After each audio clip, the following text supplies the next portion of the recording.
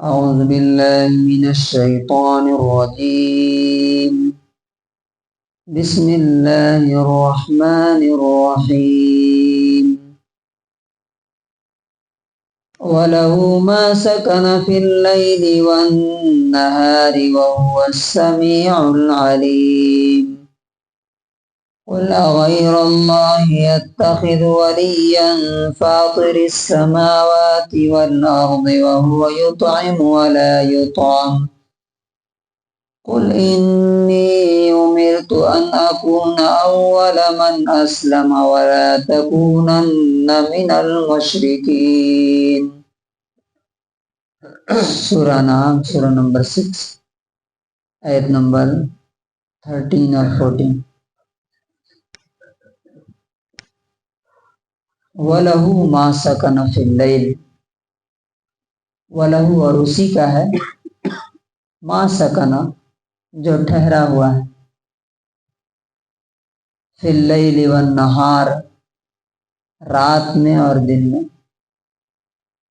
تو رات اور دن میں جتنی چیزیں ٹھہری ہوئی ہیں یا حرکت کر رہی ہیں، یعنی پوری کی پوری مخلوق سب اللہ رب العزت کی.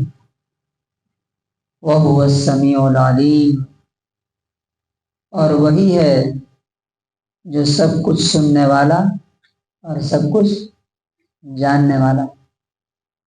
یعنی کون سی چیز کہاں پر ہے، کب حرکت کرتی ہے، کب رکتی ہے، ہر چیز اللہ رب العزت کے علم میں ہے. قل آپ کہہ دیجئے، اغیر اللہ کیا اللہ کے علاوہ، اتخذ میں بنا لوں، ولین کارساز، مددگار، پروٹیکٹر، حفاظت کرنے والا. یعنی اللہ کو چھوڑ کر کے میں کسی اور کو اپنا حفاظتی بنا لوں، پروٹیکٹر بنا لوں. کون اللہ؟ فاطر السماوات والارض، آسمانوں اور زمینوں کو پیدا کرنے والا. چھوٹی چیز ایک گھر بنانے میں انسان کی کیا حالت ہوتی ہے، ایک کمپنی اور فیکٹری چلانے میں عمر گزر جاتی ہے، بیت جاتی ہے. اللہ تبارک و تعالی جو آسمانوں اور زمین کو بنایا اور اس کو رن کر رہا ہے، چلا رہا، وَهُوَ يُطْعِمُ، حالانکہ وہی ہے جو کھلاتا ہے. وَلَا يُطْعَمُ، اس کو کوئی کھلاتا نہیں، اس کو کھلانے کی ضرورت نہیں. آپ جتنے دوسرے خدا، معبود، گاڈ آپ دیکھیں گے سب پر چڑھائے جاتے ہیں. چڑھاتے ہیں نا لوگ، لے آ کر کے دودھ چڑھاتے ہیں، ناریل چڑھاتے ہیں، اور پتہ نہیں بلی چڑھاتے ہیں. اللہ تبارک و تعالیٰ کہتا ہے کہ وہ کھلاتا ہے، اس کو کھلانے کی ضرورت نہیں ہے. اور کس کس کو کھلا رہا؟ چینٹی سے لے کر کے، ایک بیکٹیریا سے لے کر کے، ایک نہ دیکھنے والے وائرس سے لے کر کے ویل مچھلی تک. آپ کو معلوم ہے ٹنوں کے حساب سے ان کی ایک دن کی غذا ہے، ٹنوں کے حساب سے. اللہ تبارک و تعالی سمندر کے اندر، جنگلوں کے اندر، پہاڑوں کے اندر کتنی مخلوقات ہیں، سب کی روزی اللہ تعالیٰ دیتا ہے.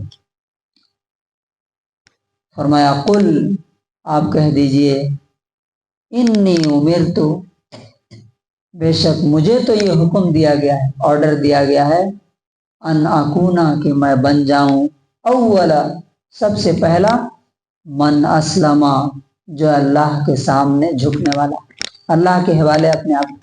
یعنی تم مانو یا نہ مانو، ہم لوگ بولتے ہیں نا کوئی نہیں سنتا، کوئی نہیں آ رہا ہے، کوئی آئے چاہے نہیں آئے، مجھے حکم کیا ہے کہ میں نے جو سنا اس پر میں تو عمل کروں، کیونکہ میرے بارے میں مجھ سے سوال قیامت کے دن تو ضرور ہوگا. وَلَا تَزِرُ وَازِرَةٌ وِزْرَ أُخْرَىٰ، کسی کا بوجھ کوئی انسان اٹھانے کے لیے ریڈی نہیں ہوگا. وَلَا تَكُونَنَّ مِنَ الْمُشْرِكِينَ، اور یہ بھی آرڈر ہے کہ ہرگز تم شرک کرنے والوں میں سے نہ ہونا۔ اللہ رب العزت کے ساتھ کسی کو ایسوسیٹ نہیں کرنا، کسی اور کو خدا، گاڈ اور بھگوان اور الہ مت ماننا۔